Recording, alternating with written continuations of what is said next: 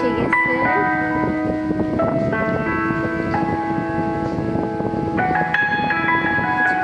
দুধটা গরম হবে, হয়ে গেছে।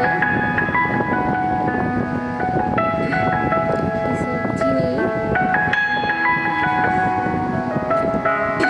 ক্যারামেল তৈরি করে নেওয়ার জন্য চিনি নিলাম।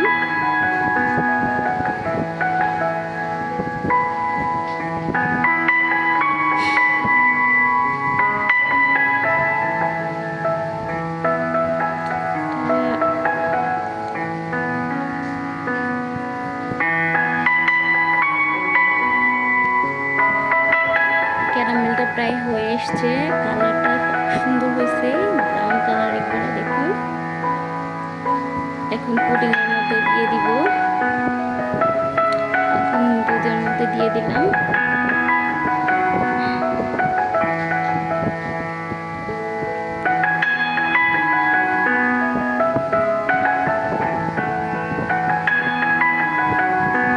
আরো কিছুক্ষণ দুধটাকে জ্বালিয়ে নিলাম, চিনি দিয়ে দিলাম।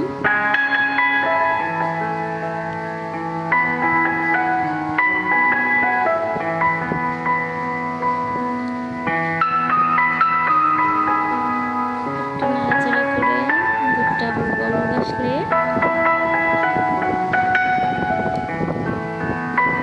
নামিয়ে নিলাম। কয়েকটি ডিম ভেঙে নিলাম।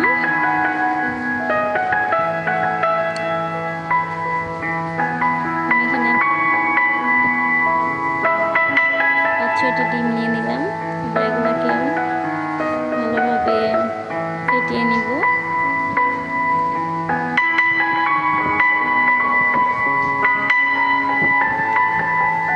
এবার দুধের সাথে মিক্সড করে দিলাম, একটু ফুড কালার দিয়ে দিলাম।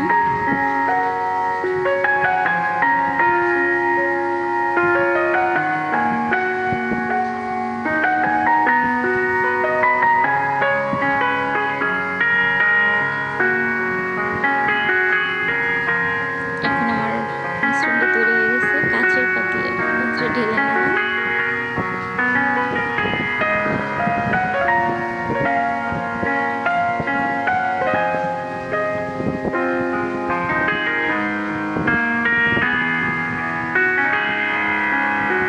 এখন আমি ফয়েল পেপার দিয়ে এটাকে পেঁচিয়ে নেব।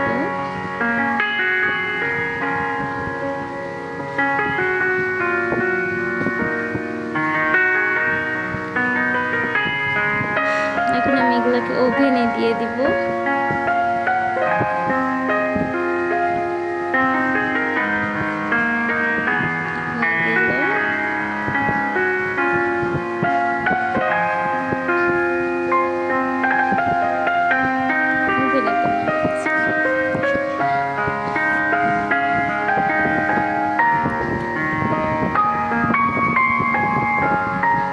যাদের ওভেন নেই তারা এইভাবে পানির মধ্যে দিয়ে এরকম করে কিছুক্ষণ জাল দিয়ে নেবে। এই যে আমার পুডিং রেডি হয়ে গেল। কাঠি দিয়ে দেখে নিচ্ছি ঠিকভাবে হয়েছে কিনা। আমার পুডিং রেডি। এভাবে বাসায় বানিয়ে খেয়ে দেখবেন, খুবই চমৎকার স্বাদের রেসিপি এটা। খুবই ভালো লাগে খেতে। আপনার বাচ্চাদের একবার দিলে তারা এটা খুবই পছন্দ করবে, বারবার খেতে চাইবে একবার খেলে আপনার পরিবারের লোকজন। পুডিংটা কিন্তু খুবই সুস্বাদু। উপর দিয়ে কিছু বাদাম আমি দিয়ে দিচ্ছি।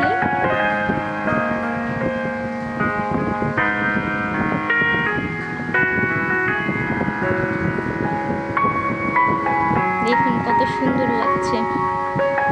এবার একটু খেয়ে দেখিয়ে দিচ্ছি।